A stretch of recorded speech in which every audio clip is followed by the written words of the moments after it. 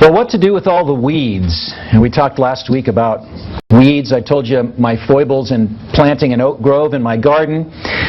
Later on, of course, after I pulled out those oaks that were trying to grow up in place of garden plants, for some reason the wind or something had transported other weed seeds into that same garden, and grass seeds, although I tried to be really careful. I used to make the mistake of just mowing the lawn and dumping the grass on the garden without checking it beforehand, and I don't know if you've ever done this before, but a few times during the season your lawn will go to seed. And if you dump all those grass seeds on the garden, they will produce a crop of grass. And you don't want grass growing up in your garden if you want to have it free for all the plants. And so, you know, as the summer progressed, we had grass and we had other weeds that would come up. Some of them, you know, you yank on them and just the top breaks off and it's just a mess.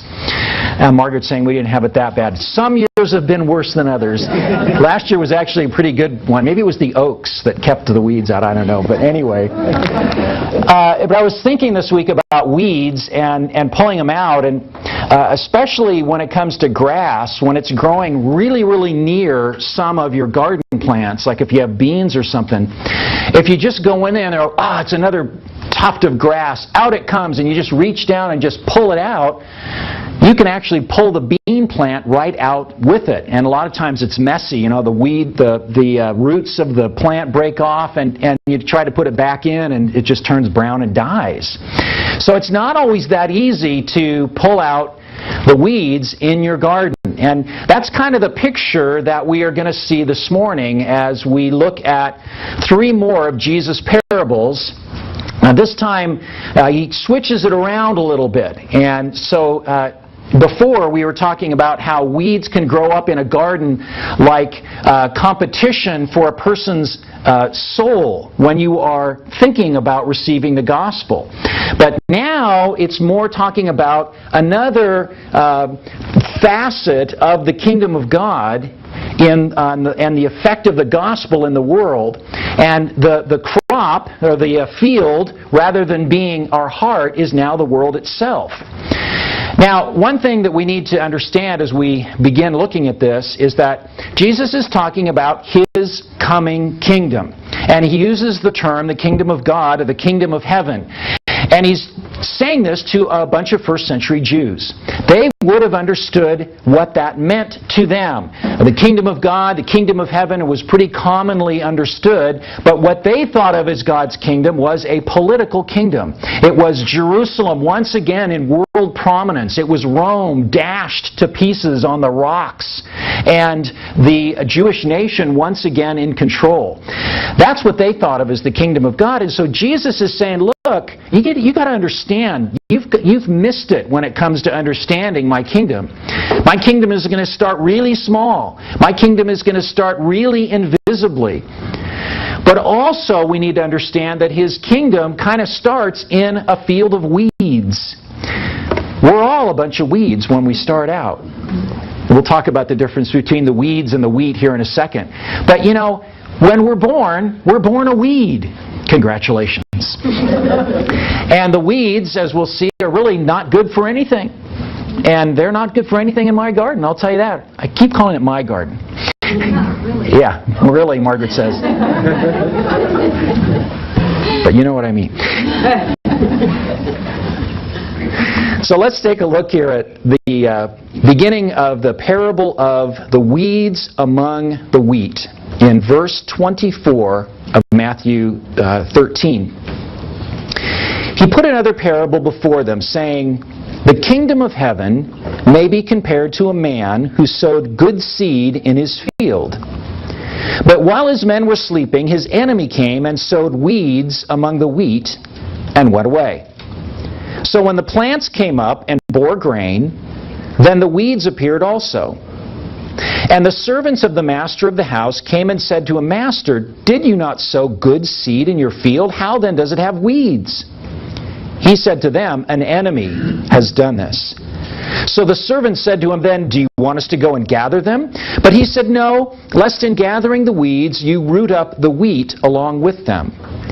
let both grow together until the harvest, and at harvest time I will tell the reapers, gather the weeds first and bind them in bundles to be burned, but gather the wheat into my barn. So he'll explain this, what the spiritual point of this story is here at the end of our study. But first, let's just talk a little bit about what they would understand in hearing this. Again, it's an agrarian society. Everybody was involved in some way or another with agriculture. And so they would have a basic understanding of what was going on here. What they're probably talking about is wheat, like we think of as wheat, and something else called darnel. It's also called tares or false wheat. It's a common weed that grows in the area of Palestine, Israel, and Syria. And it gets to be about 1 meter in height, okay? And it's poisonous. And when it turns ripe, different than wheat, which generally turns brown, the darnel turns black. So it's easier to see once it has ripened.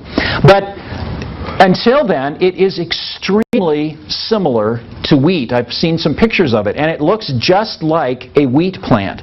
And you can't really tell the difference between tares and wheat until the wheat begin to fruit, until the grains begin to form on the heads of the wheat. And if you've ever seen a wheat field, what happens as the wheat ripens, the grains begin to bow over the heads of the wheat, the stalk. That doesn't happen with darnel. They stay straight up because they're not producing fruit. They're only producing more seeds for more weeds.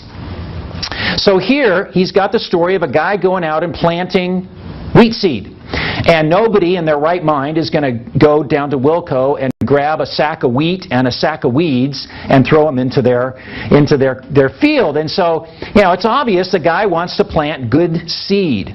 And so he plants wheat, and then all of a sudden, as the wheat begins to come up, they see there are weeds coming up, tares coming up as well.